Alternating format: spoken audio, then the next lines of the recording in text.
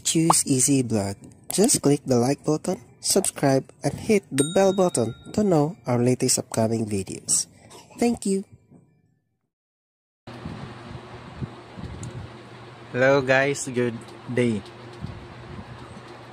Today guys, wala day ko nakabuhat og content about sa kuanday guys, mag-create og step by step for na full tutorial para maghimo kag bootable nga USB.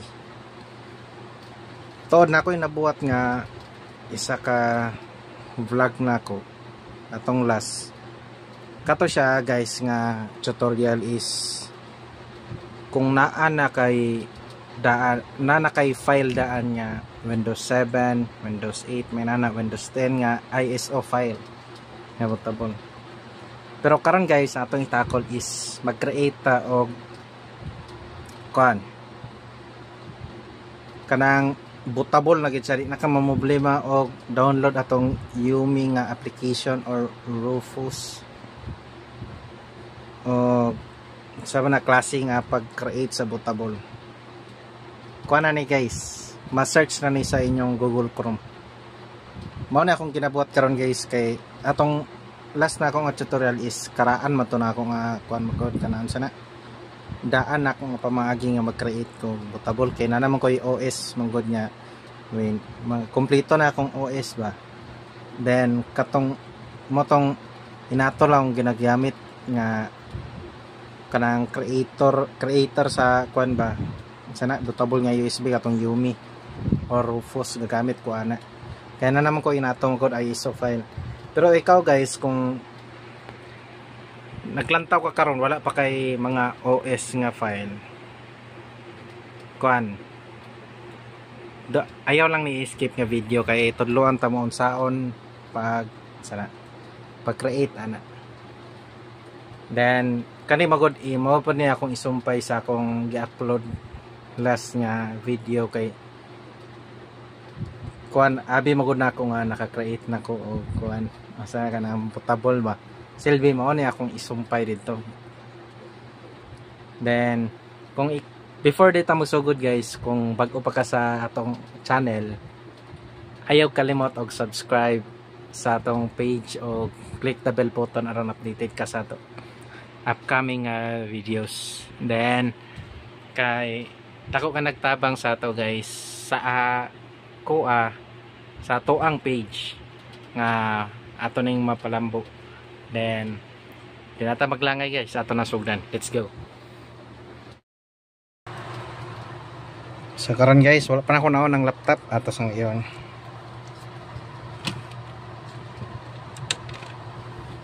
Then kanira gyapon ako example nga USB guys.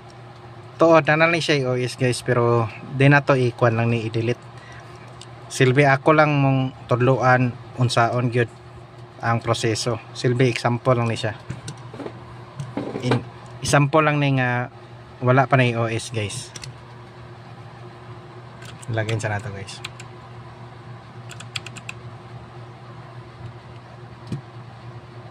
First thing is kaning USB ato sa ipansak guys.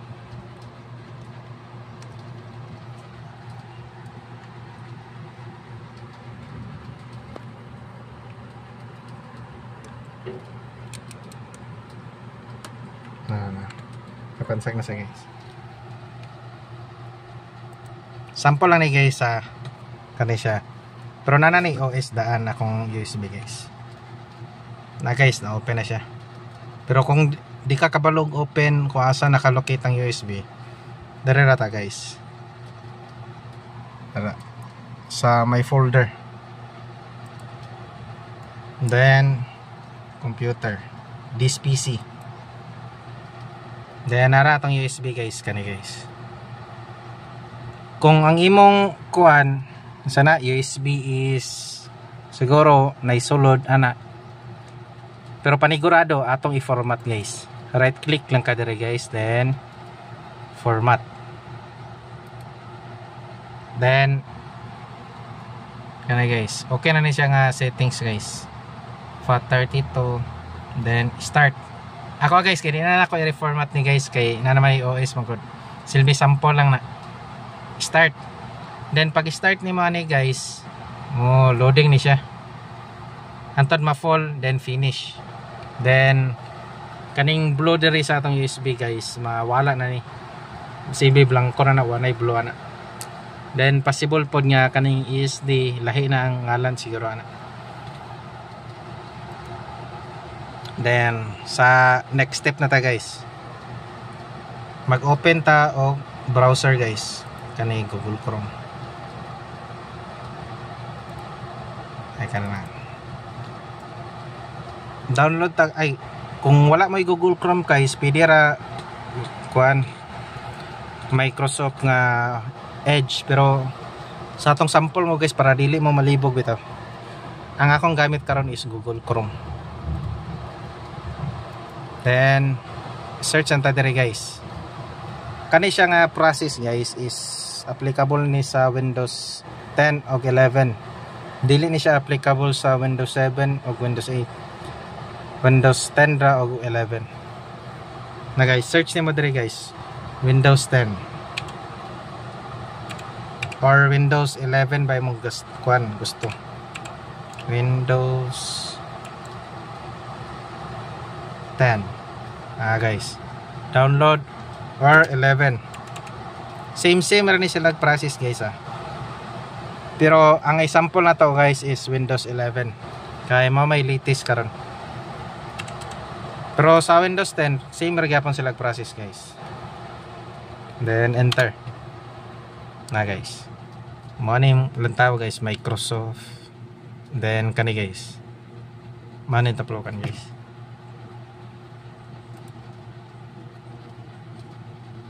Cara ni nga process guys, kay maski wala kay ISO nga bootable file, maka-create ka di guys. Na guys.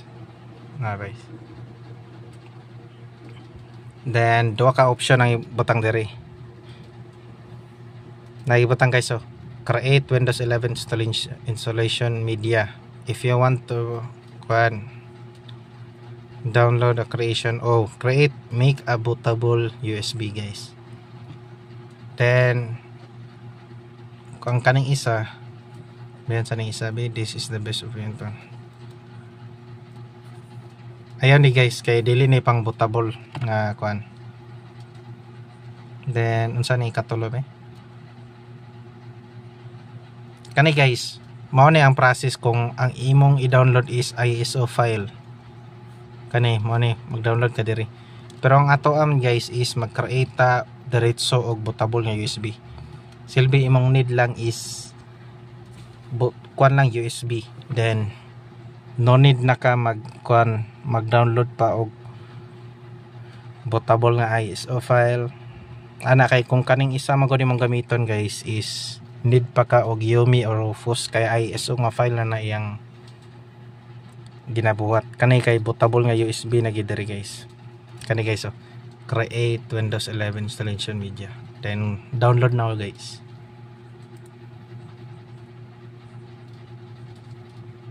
Na guys. Kamo guys kung mag-error ninyo andiri, pwede ninyo i-disable ang inyong real-time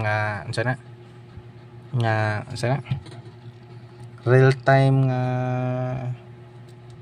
kanang protection bitaw guys. Dire guys, dire na makitaan guys. Kanay Windows. In case lang guys nga mag-error inyong pag-download.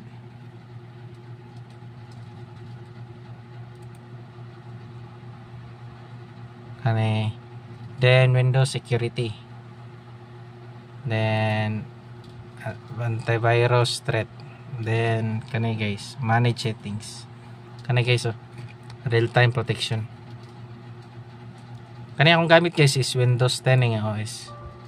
Pero same ra sila process sa Windows 11. I-off na niyo guys. Then ayaw sa itong i-close guys minimize lang. Ang katong settings ra nga itong i-close. Para kay kato magod guys kung ma-close to na yung mga folder, possible nga mo-on siya iyahara. Automatic nga ma-on. Then try niyo download guys kung ma-proceed. Kani ako kay na-download naman ko siya. Pero kung dili na pod guys, ga-error siya. Atong last option ana guys is mag-open ta og Microsoft Edge nga browser guys, kani guys oh. Kana. Then dire ka mag-search og katong Windows 10 download or Windows 11. Same ani guys ba. Dili lang Chrome gamiton. Silbi Microsoft Edge para ma-download. Pwede ra pod imong kapihon ang iyang link dere, then dito ra gyapon open kag browser, then i-paste din nimo sa iyang URL katong address bitaw, then enter para diretso ka diri nga page guys. Ako na download naman ako guys, then direta kaning arrow guys open na guys. Yes na guys oh. Getting a few things ready. Kana guys, sulat-sulatan na ninyo guys.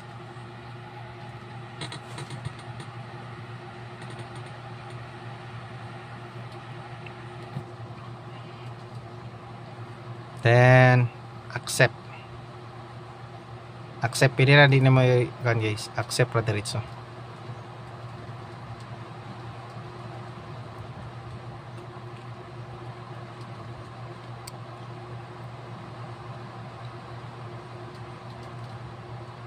Na guys, English nga kuan United States ang language, then edition niya Windows 11.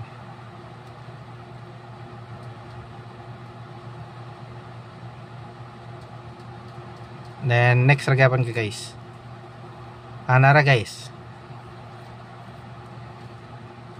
choose media install, USB flash drive or ISO file. So pwede di gyapon diri guys kung gusto ka mag-download rag ISO file. Then pwede po diri bootable nga USB. Nara guys Pero ang i-select na to is mag-create man tag bootable nga USB. Then kanirang USB flash drive ang i-select. Okay na ni guys. Then next rin ka.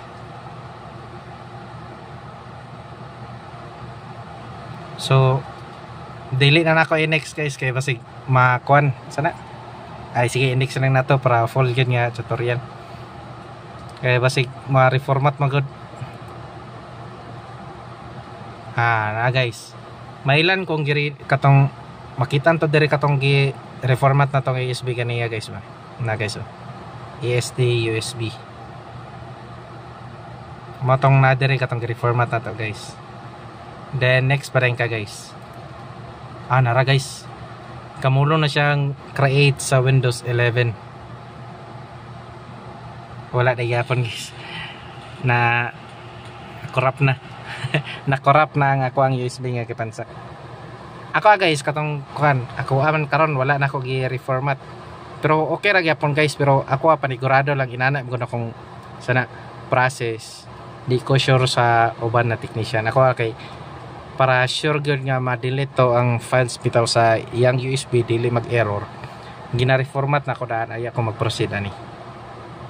Gi-share lang na ako guys akong knowledge bitaw. Then pagka kuan guys, abutan na kuan, finish naman dahil nang mabutang ani guys. Pag finish na, mao na to, create na siya. Kani kamulo na ni siyang create sa iyang bootable nga USB guys. Kanay loading. Di na nato tiwason guys kay ang sunod ani kay finish naman gud.